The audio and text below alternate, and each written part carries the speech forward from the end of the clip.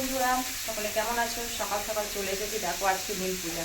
তো নীল পূজার জন্য আমরা কিন্তু আজকে সারাদিন উপোস থাকতে হয়। তো উপোস মানে কিন্তু খাওয়ার উপর। দেখো এই যে লুচি ভাজা হবে, ময়দা মেখে রেখেছি, কিছু রেখেছি, এখানে কিছু রাখা আছে, এটা আবার পরে হবে। তারপরে কিছু আলু ভাজবো। আর এদিকে দেখো কুমড়োর তরকারি হচ্ছে ছোলা দিয়ে। সকাল সকাল রান্না করতে বসে পড়েছি কিন্তু কুমড়ো ছোলা আলুর তরকারি।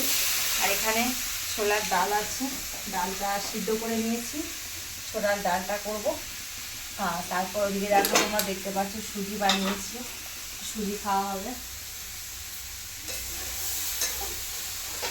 তো নীল পুজোর উপোস কাদের কাদের রাতে কি জানাবে। এটা কিন্তু সম্পূর্ণ চড়ক উপলক্ষে হচ্ছে। কাল ফল গেছে, ফল দিয়ে পুজো দেওয়া হয়েছে ঠাকুরের কাছে, বাবা মহাদেবের কাছে।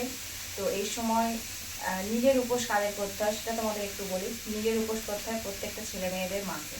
তো যারাই ছেলে মেয়ের মা হয় তারাই কিন্তু এই নিজের উপোসটা আমাদের সকলকে করতে হয়। কারণ এই দিন আমরা ভাত খেতে পারবো না, এই দিন শুধুমাত্র আটার জিনিস, ডালিয়া, সাবু এইসব খাওয়া যেতে পারে। তার জন্য এখন লুচি ভাজছি, সকালের দিকে একবার খাবো। আর তারপর আমরা মহাদেবের কাছে পুজো করবো। মহাদেবের কাছে পুজো করার পর সেখানে বাতি জ্বালাতে হয় আসছে। আমরা সেখানে বাতি জ্বালাবো মহাদেবের ঘরে। বাতি জ্বালানো হয়ে গেলে তারপর কিন্তু আমরা খাবো। দেখো আমি কিন্তু বানাচ্ছি আজকে এইসব কিছু। ছেলে মেয়েরা আসলে ওদেরকে আগে খেতে দেবো, তারপর আমরা সকলে মিলে একসাথে কিন্তু খাওয়া দাওয়া করবো। তো আজকের দিনে কাদের কাদের ঘরে এসব লুচি বানানো হচ্ছে, মানে আটার জিনিস বানানো হবে। সবাই আজকে আটা খাই আমরা। তো কাদের কাদের এই নীল ষষ্ঠীটা আছে তোমরা কিন্তু অবশ্যই কমেন্টে জানাবে, ঠিক আছে?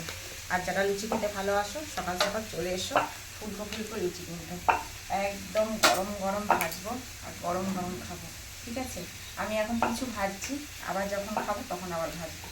তখন বাড়িতে সকলে আছে, তো সকলে খাবে এখন, তাই অল্প করে কিছু ভেজে নিচ্ছি। সকাল থেকেই রান্নাঘরে চলে এসেছে, আজকে একটু আর সময় থাকবে না রেস্ট নেওয়া। সারাদিন এই রান্না করতে করতে হয়ে যাবে। হ্যাঁ, তোমাদের আর একটা কিন্তু বলা হয়নি, স্পেশাল মিহিদানাও কিন্তু আছে।